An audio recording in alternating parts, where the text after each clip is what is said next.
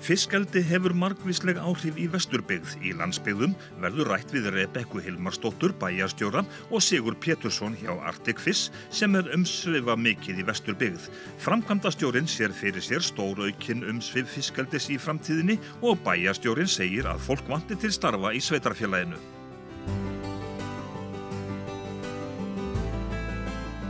Íbúum Vesturbyggðar hefur fækkað nokkuð á undanförnum árum en núna hefur dæmið snúist við. Íbúum fjölgar. Bæjarstjórinn segir að þetta allt saman reynir nokkuð á innviði sveitarfélagsins til dæmis í skipulagsmálum. Ungt fólk áberandi sem kannar möguleika á að flytjast til Vesturbyggðar. Já, þeim hefur verið að fjölga jafnt og þétt og við sáum mikla aukningu í rauninni strax upp úr árinu 2009. En þá hefur við verið svona í frjálsu falli síðan 98 með fækkun og þannig að þegar að fiskeldi fer á stað að þá byrjar okkur að fjölga aftur. Þannig að það fiskeldið fyrst og fremst sem að hér drifkrafturinn núna? Já, það hefur átt sinn þátt í því að snúa þessari þróun við. En hvað þýðir það að íbúum sé að fjölga til dæmis hérna á Patreksfirði? Það þýðir það náttúrulega að eftirspurnin eftir hentugu húsnæði náttúrulega alltaf að aukast og við erum náttúrulega í þeirri stöð að við eigum kannski ekki nógu mikið að hentugu leiguhúsnæði því það yfirleitt það fyrsta sem fólk vil komast í þegar það kemur inn á svæðið. Þannig að það núna áskorun að fjölga þessu hentuga leiguhúsnæði. En aðrir svona vaxtarverkir sem að fylgja? Já, við erum náttúrulega, það mikil aukning náttúrulega bara í skipulagsmálunum sem að fylgir þegar að svona atvinnuuppbygging á sér stað. Þannig að við höfum alveg fundið að svona stjórnsýslan hjá sveitarfélaginu að þyngjast. En það bara svona ánægjulegar áskoranir að takast á við. En hvað með fasteignamarkaðinn barist hér hverja íbúð sem að auglýst laus til sölu? Það hafa komið þannig máli upp þar sem að húsnæðið rétt komið á sölu og það var selt sem mjög ánægjulegt. Þannig að það mjög blómlegur markaðurinn. Hvers konar fólk að flytjast hingað? Við erum að sjá unga fólki í auknum mæli sjá tækifæri í að koma hingað til okkar og þannig að aldurspíramídin hjá okkur að breytast mjög mikið og hratt. Það þýðir þá hugsanlega að þið farin að huga að þið til dæmis að minnst að stækka leikskólann?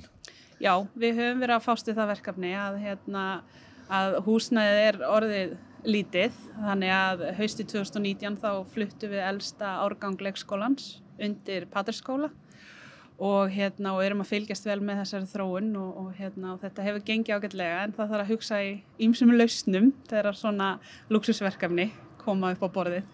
Eru alltaf að berast svona símtöl inn á bæjarkontorun, fólk að spá og spekulera varðandi að flytjast hingað? Já, við fáum alltaf eitthvað fyrirspurnum og oft það nú að berast til sveitarfélagsins varðandi húsnæði því að það miklir atvinnumöguleikar og okkur vantar sárlega fólk þannig að það nóg að störfum í boði en húsnæði svona, við erum fann að finna að það farið að svolítið að þvælast fyrir. En sérðu þá fyrir þér að byggingakranavísitalan hún hækki á næstu árum? Ég að vona það innilega og það merki það. Við erum í auknum mæli að fá beiðnir úthlutun á lóðum og höfum verið að úthluta lóðum, bæði hér og á Bíldudal. Við erum reynda mjög aðþrengd á Bíldudal. Það hefur verið mjög flókið verkefni að reyna að fara að byggja á Bíldudal en þar þörfin einna mest. Hvers konar atvinnugreinar vantar helst inn á svæðið, hvers konar starfsstéttir? Okkur vantar sárlega iðnaðarmennta fólk, rafvirkja, pípulagningamenn og smiði. Verkefnin öll til staðar og fjármagni að framkvæma en okkur vantar fólkið, þannig að þar vantar okkur sárlega meiri mannskap. En fiskeldið í örum vexti þegar þú horfir 2, 3, 4 ár fram í tíman, hvernig þróast mann og atvinnulífið heldurðu? Ég miðað við svona framtíðaráform fyrirtækjanna, þá finnst mér mjög líklegt að það muni aukast en frekar atvinnutækifærin. Ég tel líka líklegt að tækifærin eigi líka eftir að breytast með tilkomin bara aukina nýsköpunar og rannsóknar sem tengjast meðal annars fiskeldi. Það eru heilmikil tækifæri sem eru ónýtt þar. Þannig að ég sé alveg aukningu í ýmsum tengdum störfum í framtíðinni. Eru þið að reyna að kortleggja þetta allt saman þannig að þið gerið ykkur grein fyrir stöðunni? Já, við höfum náttúrulega farið í ýmsa vinnu því tengdu og Efla verkfræðistofa vann með okkur innviðagreiningu fyrir svæðið þar sem við vorum að horfa á þessi hafsæknu fyrirtæki og í rauninni þarfir þessara fyrirtækja fyrir athafnasvæði, iðnaðarsvæði, hafnaraðstöð og svo framvegis.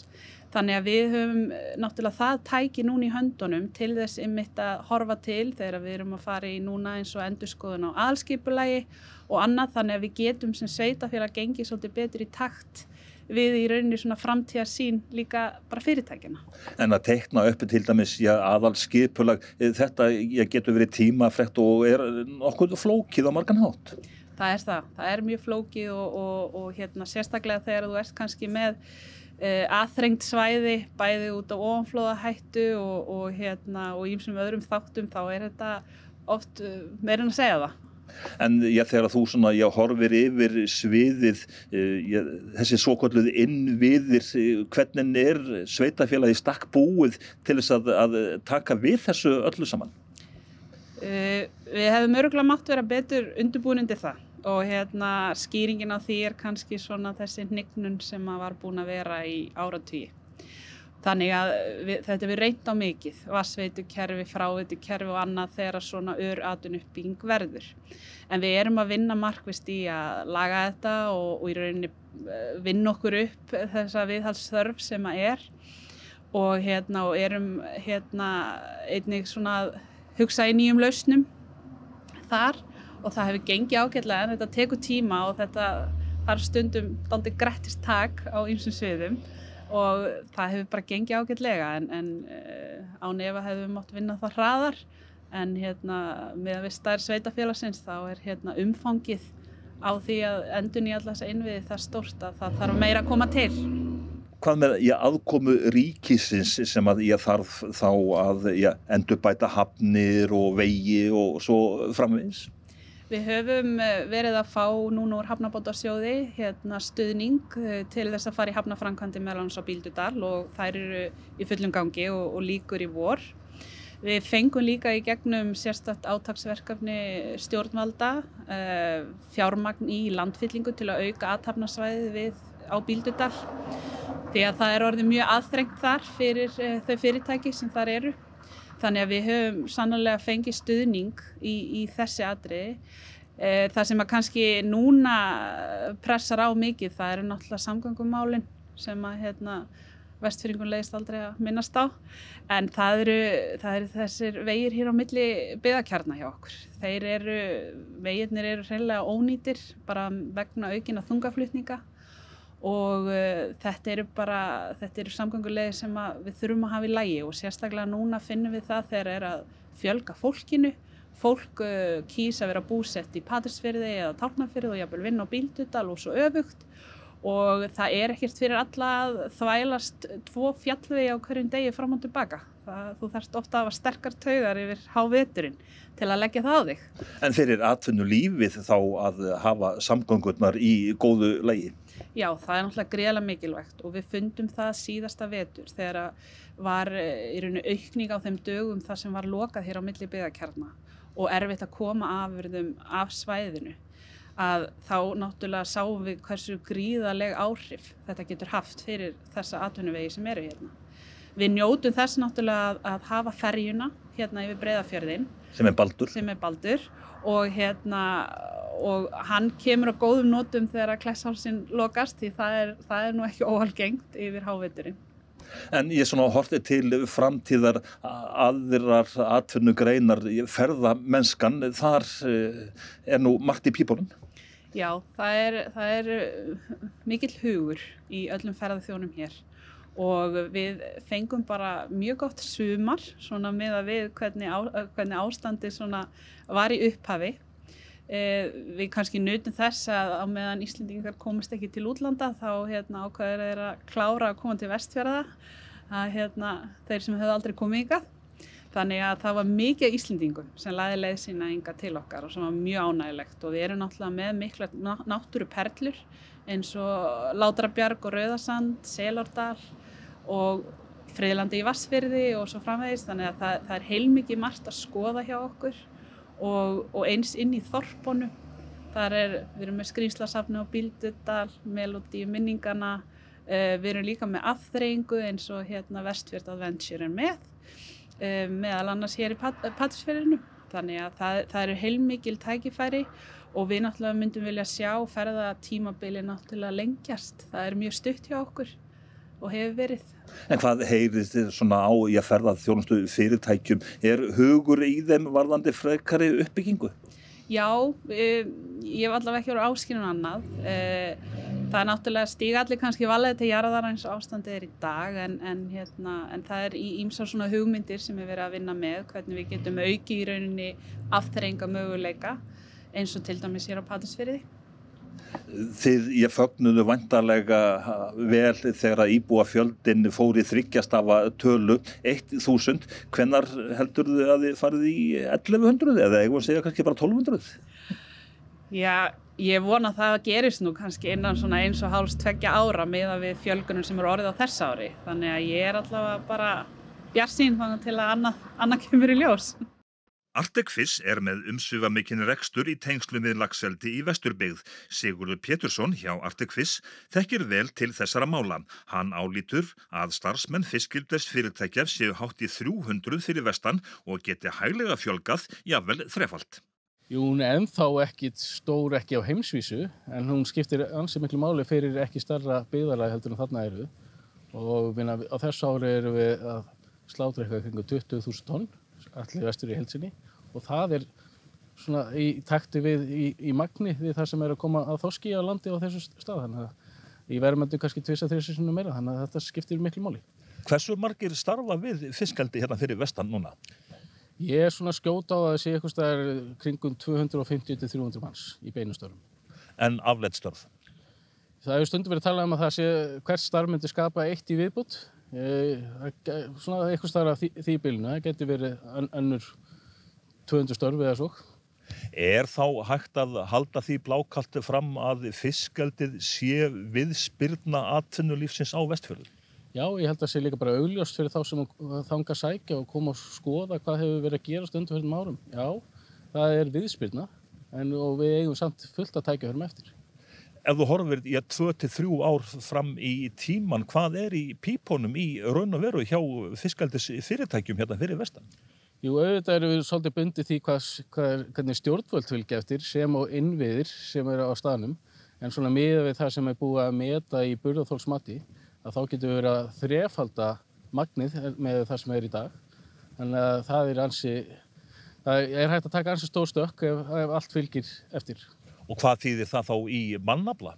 Jú, það getur verið næstu þreföldun í mannafla. Það er ekki alveg það mikið, en það fer nærri því að vera þreföldun með það sem er í dag.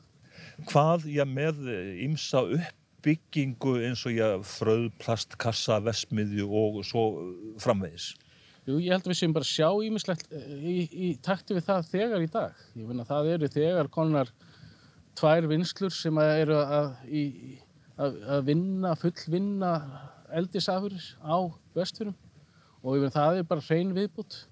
Auðvitað munum við sjá það með aukinni vinnslu líka. Það mun vera þörf fyrir slíkt eins og freyðplastkassa, verksmiðju og frekari þjónustu heldur en er í dag.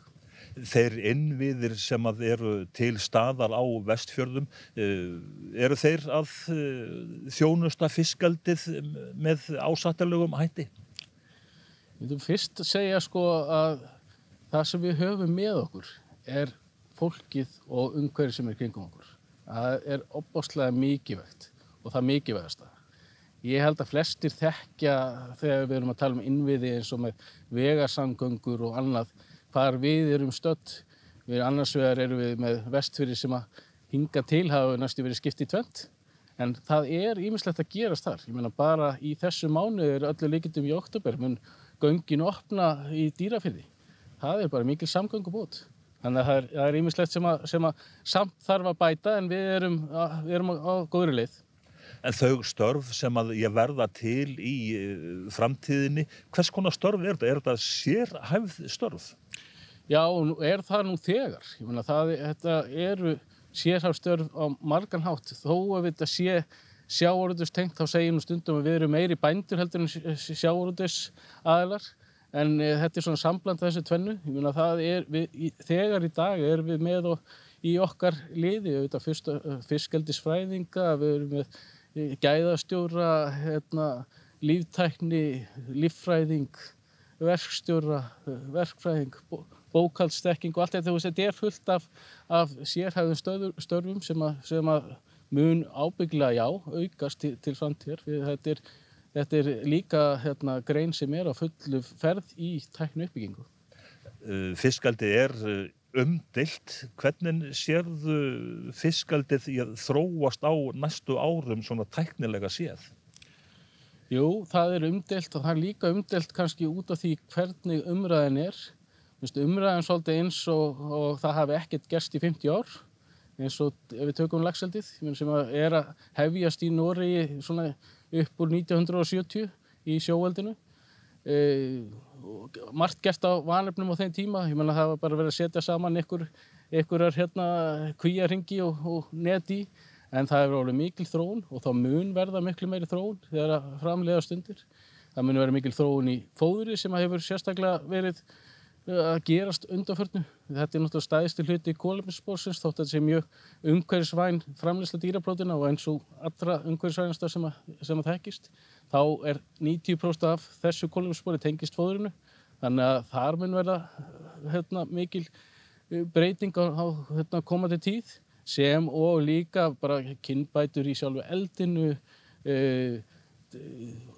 eldisbúnaði sem gerir okkur kleift að fara jafnvel lengra út heldur en það sem við erum nú þegar, notkun á ófrjóum fiski. Jú, ég geti ábyggilega haldið áfram, en það svona, svo auðvitað ýmislegt í, tækniþekking, svo bara gervigreind og notkun á myndavélum og allt þetta. Þetta auðvitað fer fram í þessum eina eins og öðrum. Þannig að þú ert í raun og veru að segja að það sé mikil uppbygging í farvatninu á Vestfjörðum að óbreyttu. Já, og svo skulum við heldur ekki gleyma því sem að við búum við sem bara Íslendingar yfir höfuð. Við erum nú þegar með fyrirtæki sem eru á fremsta sviði í þessu. Við erum með eins og Vaka sem með kerfi til að meta stærðina á fiskinum og teljara og við getum fylgst með því hvernig fiskurinn að vaxa og dafna þó við þurfum ekki að fara ofan í að taka fisk heldur fer hann í gegnum ramma. Þeir eru flestir í heiminum í þessu. Auðvitað svo þegar við tökum vinnsluhlutann, marel, þrírex og þrírex skæin og fleiri fyrirtæki. Þannig að við stöndum í rauninni sem fiskvinnslu þjóð mjög vel að hafa þennan bakhjarl líka til framtíðar. Ef þú berð saman kvíar og svo togara, eða hægt að bera þetta saman með einhverjum hætti? Já, ég get nú bara tekið svona dæmi að því ég sjálfur alinn upp fyrir vestan og pabbi var skipstjóri þar á togara og Elínu Þorbjörnsdóttur á Suðureyri. Ég meina, togarinn þar fór, kvótinn líka. Þetta svona svolítið sagan við mjög mörg sjávarþorpin þarna. Þetta svona svolítið bara eins og í laginu eftir Bubba þorpið. Ég meina, það fer en ekki endilega alltaf fólkið sem betur fer og við búum að því. Þannig að það sem munurinn á því, ég meina það sem þá hefur gerst, þú veist líka þá Flateyri og Þingeyri og Bíldudalur og það sem þorp sem við tengjumst núna í fiskeldinu að ólíkt togurónum eða kvótunum, þá fiskeldið staðbundið. Við erum á svæði sem hefur úthlutað til fiskeldis. Það hefur sína áskoranir alveg. Það hvergi í heiminum sem laxir alinn, Atlantshafslaxir alinn eins kalt hitastig eins og í Dýrafirði sem að vegum Arctic Fish í heiminum, en við erum með frábæran árangur á heimsvísu líka. Þannig að það alveg challenge, en það ekki að fara frá þessum stað. Eins og togararnir?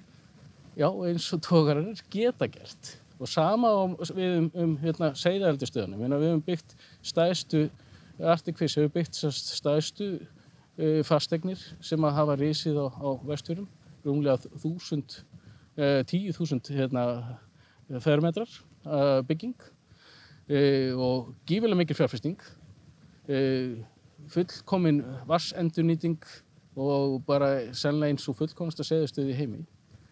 Hún fer ekki heldur. Og það líka við að nota aðstöðuna sem við erum með. Hún einstök á heimsvísu að því leytinu til, ekki út af því að hún með fullkomna endurnýtingu, því það eru mjög margar nýjar stöðvar byggðar þannig í dag. En það engin stöð sem ég veit í heiminum sem að nota jarðvarma eins og við erum að gera og græna orku. Hvenær fer fiskeldið fyrir alvöru upp á land?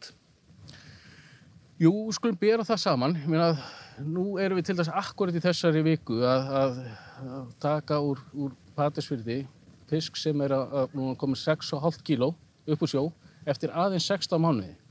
Þessi fiskur átti sinn uppruna mun lengri tíma á landi. Hann var tæplega 2 ára í landi áður en hann fór út í sjó. Og það sem við framleiddum mjög stór og góð seiði sem algjörlega grunnurinn að þessu. Við framleiðsluna sem á seiðastöðin okkar í Tálknafirði, þá erum við eitt stærsti raforku notandi á Vestfjörðum. Við notum það bil 20% af stærstu virkjuninni á Vestfjörðum, mjólkurvirkjun. Þannig að ef við ætluðum, þarna voru að framleiða þá 200 gramma seiði sem voru að fara þarna út, við framleiddum á þessu ári 300 tonn á landi, en við erum að framleiða það bil, við erum með núna lífmassa upp á 10.000 tonn út í sjó. Munurinn á þessu ég ætla ekki að segja að það mun verða aukning í framleiðslu á landi, það klárt. En það mikill munur á því að þótt fyrir allar þessar stóru og miklu byggingar sem ég var að vísa til, hún 6.000 rúmmetrar. Ein kví, og það yfirleitt svona 10-12 á einu eldissvæði, í kringum 35-40.000 rúmmetrar. Þannig að bara ein kví 6 sinnum stærri heldur en öll stöðin sem við byggðum. Þannig að það munur á þessu. Þannig að ef við ætlum að gera eins líkt og við erum að gera, við erum að framleiða okkar fisk umhverfisvottaðan, þá engin eldisafri í dag sem eins umhverfisvæn eins og það að vera með fiskeldi í sjó. Þú ert ekki að nota raforku, þú ert með fiskinn í eins náttúrulega umhverfi eins og hægt og í afskaplega litlu þéttleika, 1-2% í landi, þannig að vera með miklu meiri þéttleika. Þannig að oft verið að bera þetta saman, það verður bæði, en ég held að það verður aldrei nærri því jafn mikið framleitt á landi eins og út í sjó. Það verður að tala það í dag með öll plönin sem það mörg plön í gangi, það sé kannski 100.000 tonn cirka sem yrði framleitt á landi á næstu árum. Það framleitt 2,6 milljónir tonna út í sjó. Þannig að landeldið, það mun ekkert vaksa neitt mikið á næstu árum? Það mun vaksa klálega og heilmikið, en ég myndi halda að það sem við gætum haft hér fram yfir, marga aðra, við gætum verið með að framleiða mjög stór seiði á landi, útsett svo út í sjó, nota það rými sem þar til þess að framleiða vöru með litlu kolefnisspori út í sjó. Það held ég að sé módel sem við gáum.